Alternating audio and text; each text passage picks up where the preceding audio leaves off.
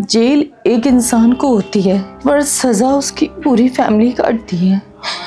पिछले 4.5 साल से हम हर तरीके से हर्ट हो रहे हैं, कहीं ना कहीं इमोशनली भी, फाइनेंशियली भी, हर तरीके से तकलीफ़ें बहुत है, अंदर बहुत घुटन है। शिफा उर रहमान, शर्जिल इमाम, उमर खालिद, खालिद सैफ़ी एक गुमनाम नाम है जिनको लगभग ऑलमोस्ट चंद लोगों के अलावा सब लोग भूल चुके हैं। कि मेरे इस प्लेटफॉर्म पे आने का, इस इलेक्शन में आने का हरगिज़ ये मतलब नहीं है कि मैं अपने आप को या अपने शौहर को लाइमलाइट में लाना चाहती हूँ।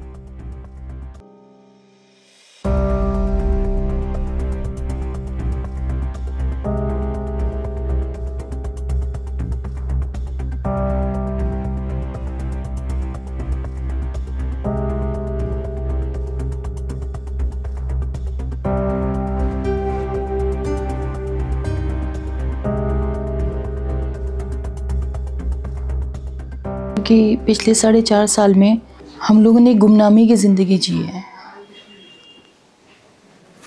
1 साल जब कोरोना काल रहा तो काफ़ी ट्विटर पर, इंस्टा पर बातें हुई, लोगों ने प्रचार भी किया, सपोर्ट भी किया कि ये लोग कैदी हैं, सभी कैदियों के नहीं, जो जितने भी पॉलिटिकल प्रिजनर हैं। लेकिन धीरे धीरे लोग अपनी ज़िंदगियों में मस्त होते रहे, मगन होते रहे और सब लोग उन सारे पॉलिटिकल प्रिजनर्स को भूल गए जो बेकसूर 4.5 साल से उन 4 दीवानियों के पीछे बंद हैं।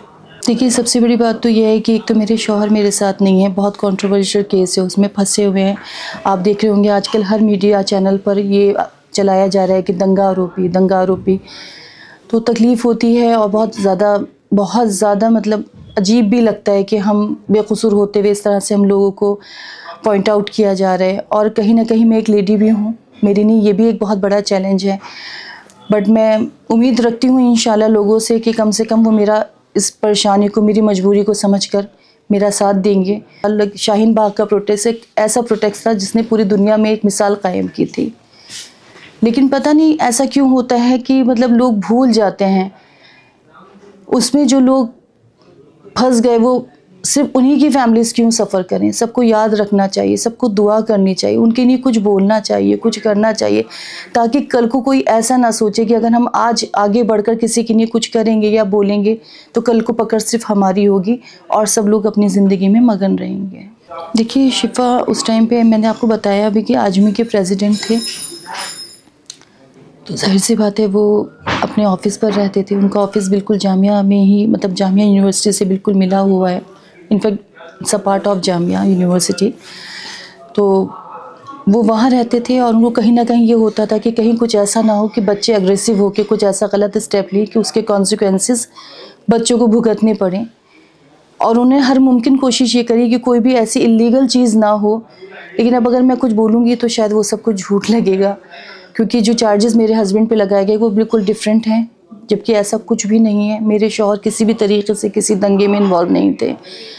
सिर्फ उन्होंने एक प्रोटेस्ट लीड किया, उस प्रोटेस्ट को लीड करते हुए ही उनको अरेस्ट किया गया।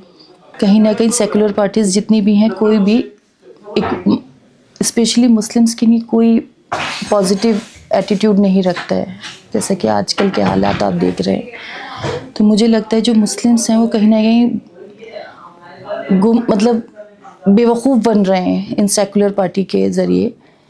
तो मुझे लगता है कि हम लोगों को एक होकर MIM का सपोर्ट करना चाहिए, शिफा उर रहमान को वोट करना चाहिए। वो चीज़ बता नहीं सकती, मुझे बहुत तकलीफ़ होती है, क्योंकि जो इंसान कभी किसी से तेज़ आवाज़ में बात नहीं करता था, जिसने कभी किसी को बुरा नहीं कहा, अपने आप को तकलीफ़ दे ली लेकिन दूसरे को हर्ट नहीं किया, तो जब उसका नाम दहशतगर्दों के साथ जोड़ा जाता है तो आप सोच भी नहीं सकते कितनी तकलीफ़ होती है इंसान को, और मुझे कितनी तकलीफ़ होती होगी। मेरे, और सबसे ज़्यादा मेरे बच्चे जो इतने छोटे हैं। आप ये सोचिए ना, किसी का बाप है और उसका बाप का नाम एक दहशतगर्द के साथ जोड़ा जा रहा है, तो उन छोटे छोटे दिमागों पे मतलब क्या ही उनको फ़ील होता होगा। वो स्कूल्स जाते हैं, उनके फ्रेंड्स हैं, वो डरते हैं कि हमारा नाम कहीं ऐसा ना आए। वो फ़ोटो खिंचाने से डरते थे कि अम्मा ऐसा ना हो, अम्मा आप स्टेटस मत लगाइए, अगर हम स्टेटस लगाएंगे तो लोगों को पता चलेगा। तो कहीं ना कहीं तकलीफ़ें बहुत है, अंदर बहुत घुटन है, बहुत ज़्यादा, क्योंकि अगर आपकी इंटेंशंस या आपका जो रीज़न रहा वो गलत होगा तो आप कहीं ना कहीं मुतमईन रहोगे कि जो हमने किया उसकी हम सज़ा पा रहे हैं, लेकिन जो आपने किया ही नहीं उसकी सज़ा अगर आपको दी जा रही हो।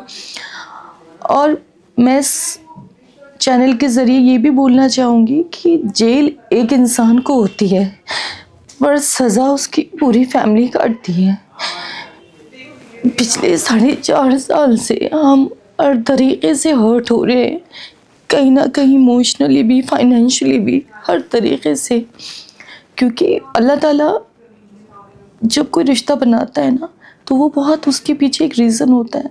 दो बहुत मेन पिलर होते हैं पेरेंट्स, माँ और बाप, जिसमें अगर कोई एक भी मिस होता है तो उसकी कमी को ना कोई पूरा नहीं कर सकता।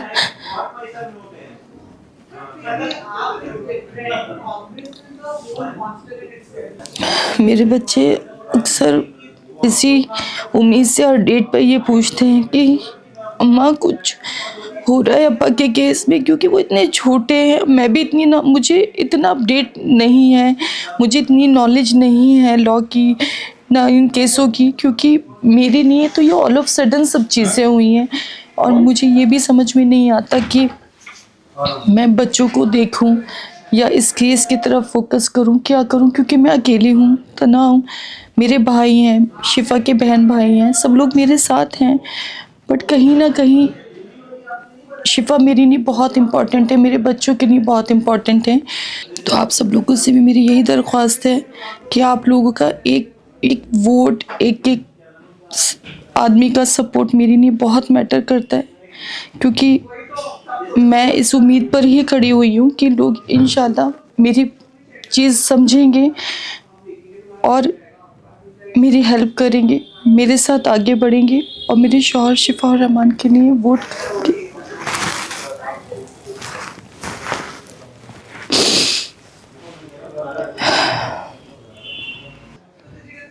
एक नारा लगा था प्रोटेस्ट के टाइम पर कि आवाज़ दो हम एक हैं। आज मैं यहाँ खड़ी हूँ, मैं उन सभी CNRC के जो प्रोटेस्टर थे, जो लोग जुड़े हुए थे, मैं उनसे एक लीगल वे में, एक ऑर्गेनाइज्ड वे में, ये नहीं कि मैं ये नहीं चाहूँगी कि कोई मेरे लिए हंगामे करे या प्रोटेस्ट करे, सिर्फ अपना वोट करे। क्योंकि मेरे इस प्लेटफॉर्म पे आने का, इस इलेक्शन में आने का हरगिज़ ये मतलब नहीं है कि मैं अपने आप को या अपने शौहर को लाइमलाइट में लाना चाहती हूँ। तो सबसे ज़्यादा इफ़ेक्ट मेरे बच्चों पर हो रहा है, उसके बाद मुझ पर, और उनकी जो माँ है वो हार्ट पेशेंट हैं, कहीं ना कहीं वो भी बहुत परेशान हैं, उनके लिए दुआ करती हैं। उनके लिए शिफा और रहमान, शर्जिल इमाम, उमर खालिद, खालिद सैफ़ी एक गुमनाम नाम है, जिनको लगभग ऑलमोस्ट चंद लोगों के अलावा सब लोग भूल चुके हैं। किसी को याद नहीं है कि ये लोग कहाँ हैं और किस हाल में हैं, या इनकी फैमिलीज़ कहाँ हैं, किस हाल में हैं, या शिफा और रहमान का कोई एग्जिस्टेंस है। क्योंकि शिफा जामिया से हैं, शिफा ओखला में काफ़ी सालों से रह रहे हैं, तो शिफा को लोग जानते हैं, लेकिन जानबूझकर लोग अनजान बन रहे हैं बहुत, तो वो तकलीफ़ दे होता है बहुत। और उससे क्या होता है ना, आपका जो मोरल है ना वो डाउन होता है, आपका जो कॉन्फिडेंस है वो डाउन होता है। चीज़ ऐसी हुई थी जब ये CNRC प्रोटेस्ट चल रहा था और नॉर्थ ईस्ट में दंगे हुए थे, उस टाइम पर बहुत बुरे हालात दिल्ली के हो चुके थे। तो शिफा के साथ कुछ लोग ये इसलिए केजरीवाल साहब के पास गए उनसे मीटिंग करने के लिए कि उनसे बात हो जाए और हालात कुछ कंट्रोल में आए, क्योंकि कहीं ना कहीं बहुत कुछ नुकसान हो रहा था। लेकिन केजरीवाल बजाय बात करने के उन लोगों पे वाटर कैनन चलवाए, उन पे लाठी चार्ज किया, उन लोगों को बुरी तरह पीटा गया। मैं यहाँ इंतज़ार कर रही थी कि मुझे लग रहा था शिफा अभी तक क्यों नहीं आया, मुझे ये सब चीज़ नहीं पता था, कि मुझे लग रहा था कि ऑफिस पे हैं। ये तो था कि वो कहीं ना कहीं जा रहे थे कि हालात बेहतर हो जाएं, सब ये चीज़ें ख़त्म हो, कुछ ऐसा ना हो कि जिससे और प्रॉब्लम क्रिएट हो। हमें जो प्रोटेस्ट किए थे वो प्रॉब्लम को बढ़ाने के लिए नहीं, प्रॉब्लम्स को ख़त्म करने के लिए किए थे। प्रोटेस्ट इसलिए नहीं किया जाता कि हम कोई हंगामा बर्पा करें, प्रोटेस्ट इसलिए होता है कि हम अपनी बात रखते हैं। तो जब शिफा सुबह में आए तो उनको बुरी तरह से डिटेन कर लिया गया, उनको मारा गया था, पीटा गया था। फिर मैंने उनसे बोला कि आप इन सब चीज़ों से मतलब हट जाइए, आप मत करिए। तो उन्होंने कहा देखो नूरीन, ऐसा नहीं है, मैं अकेला नहीं हूँ, सब लोग मेरे साथ हैं और सब लोग के साथ मैं हूँ। तो हम पीछे नहीं हट सकते, क्योंकि हमें बात करनी पड़ेगी, क्योंकि हालात बहुत बुरे हैं।